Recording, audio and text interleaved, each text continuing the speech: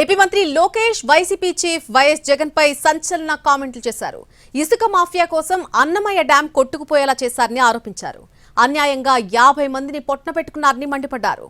5 ఊర్లు నామరూపాలు లేకుండా పోయాయని ధ్వజమెత్తారు. ఈ మేరకు సోషల్ మీడియాలో పోస్ట్ పెట్టిన లోకేష్ అధికారం అండగా చేసుకుని ఇసుక మాఫియాను ప్రోత్సహించారని ఆరోపించారు. అన్నమయ్య డ్యాం తరహాలోనే ప్రకాశం బ్యారేజ్ ని ఇనుప పడవలతో ఢీకొట్టించి కూల్చే ప్లాన్ చేశారని తెలిపారు.